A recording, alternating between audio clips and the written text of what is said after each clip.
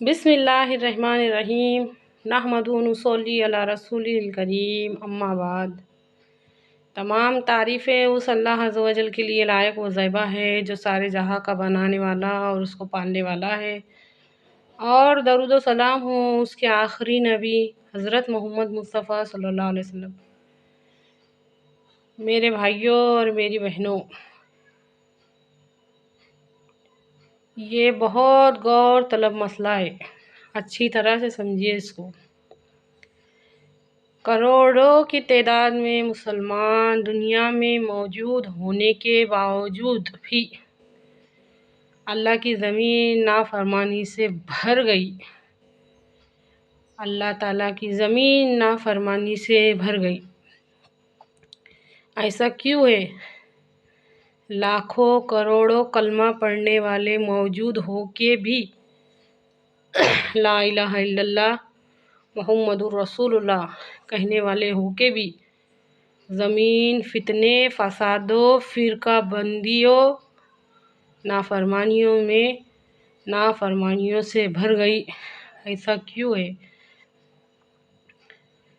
لاکھوں زبانیں، کروڑوں زبانیں کلمہ پڑھنے والی ہے، پن حق ادا کرنے والا کوئی نہیں ہے۔ سمجھنے کی کوشش کیجیے، کیا ہوگا اس گھر کا جس کا باپ ذمہ داری لینے سے انکار کر دے کہ میں اس گھر کی ذمہ داری نہیں لیتا، ان بچوں کی ذمہ داری میری نہیں ہے۔ کیا ہوگا اس گھر کا جس کی ماں گھر کی ذمہ داری لینے کے واسطے تیار نہیں ہے کہ نہیں، میں یہ سب نہیں کروں گی۔ جو حشر اس گھر کا ہوگا وہی حال آج ہمارے دین کا ہے، وہ جیسے کہ ایک کھیل اور تماشا بن چکا ہے۔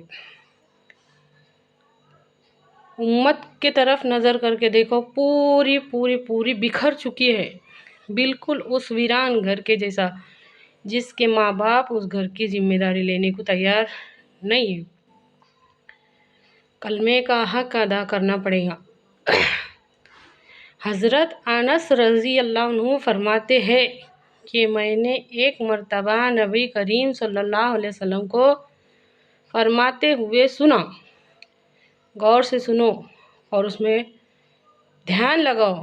میں نے فرماتے ہوئے سنا کہ کلمہ طیبہ ہمیشہ اپنے پڑھنے والوں کو نفع دیتا رہے گا اور اس سے رنج اور غم اور بلا کو دور کرتا رہے گا۔ کب تک؟ جب تک کہ اس کے حقوق میں کوتاہی نہ کی جائے۔ تو صحابہ نے عرض کیا، یا رسول اللہ، اس کے حقوق کا کیا مطلب ہے؟ غور سے سنو، بالکل بھی دھیان مت ہٹاؤ۔ ہمارے نبی صلی اللہ علیہ وسلم نے فرمایا کہ جب اللہ تعالیٰ کی نافرمانیاں کھلی طور سے کی جائے اور اس کو بند کرنے کی کوشش نہ کی جائے، جب اللہ تعالیٰ کی نافرمانیاں کھلی طور سے کی جائے اور اس کو بند کرنے کی کوشش نہ کی جائے۔ آج ایسی کون سی نافرمانی ہے جو دکھا کے نہیں ہو رہی؟ کون ڈر رہا ایسا کہ مسلمان ان کے سامنے نکو کرو کر کے، اور خود بھی مسلمان کیا کیا نہیں کر رہے؟ اللہ کے واسطے غور کرو۔ اب اگر ابھی نہیں سمجھیں گے تو کیا قیامت آنے کے بعد سمجھیں گے؟ عذاب کی نشانی دیکھنے کے بعد سمجھیں گے؟ آخر ہمارے سوئے ہوئے ضمیر کب جاگیں گے؟ اب نہیں جاگیں گے تو کب جاگیں گے؟ بھلا وہ گناہ جو چھپ چھپا کے ہوتا ہے اللہ تعالیٰ اس کو توبہ کی توفیق بھی دے دیں گے، لیکن جو گناہ اعلانیہ ہو رہا، کھلم کھلا ہو رہا کہ جا اللہ ہم تیرے سے نہیں ڈرتے، جو کرنے کا وہ کر، تو عذاب کہاں سے نہیں آئے گا؟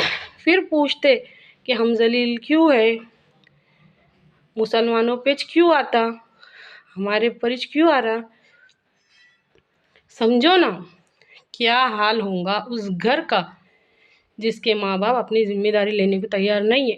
کیا ہوگا اس گھر کا جس کی ماں لینے کو تیار نہیں ہے؟ جس طرح وہ بکھرے گا، اسی طرح سے ہماری قوم بکھر گئی۔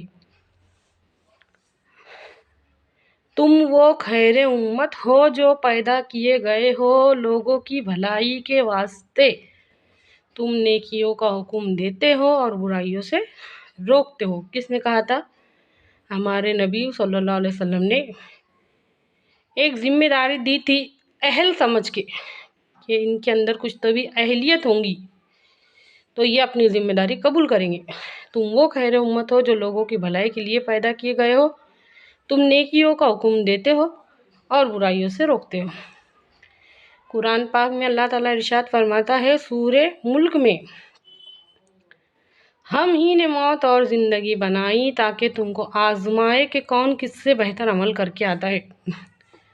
مطلب تمہیں بھیجا گیا ہے نیکیوں کا مقابلہ کرنے۔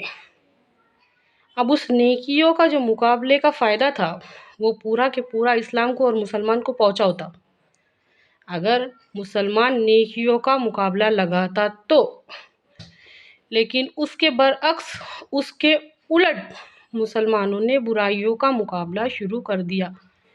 اپنی ذمہ داری تو نہیں لیے، لیکن اس سے الٹا شیطان کے نقش قدم پر چل کے برائیوں کا مقابلہ لگائے، اور اس کا جو نقصان پہنچا وہ اسلام کو بھی پہنچا اور مسلمانوں کو بھی پہنچا۔ وہ کیسے؟ جیسے کہ ایک بہت مشہور نامچین خاندان ہے، بہت بڑا خاندان ہے، اور اس خاندان کا کوئی لڑکا لڑکی ایسا کام کریں گے، کچھ بھی برا کام کریں گے، تو اس کے ساتھ خاندان کا نام بھی بدنام ہوگا نا، لڑکا لڑکی کے ساتھ خاندان کا بھی نام بدنام ہوگا نا۔ تو اگر اسلام والے جنہوں نے اپنے نام کے آگے مسلمان کے لیبل لگائے لے وہ غلط کام کرتے تو ساتھ میں اسلام بھی بدنام ہوتا ہے، اور فسادوں کو بولنے کا موقع ملتا ہے، فتنہ پرور لوگوں کو بولنے کا موقع ملتا ہے۔ تو اللہ کے واسطے، اپنے نام کی لاج رکھنے کے واسطے، اسلام کی لاج رکھنے کے واسطے اللہ کے واسطے سدھر جاؤ، سدھر جاؤ مسلمانوں، جاگ جاؤ۔ اے اللہ کہنے اور سننے سے زیادہ عمل کی توفیق دے، آمین ثم آمین۔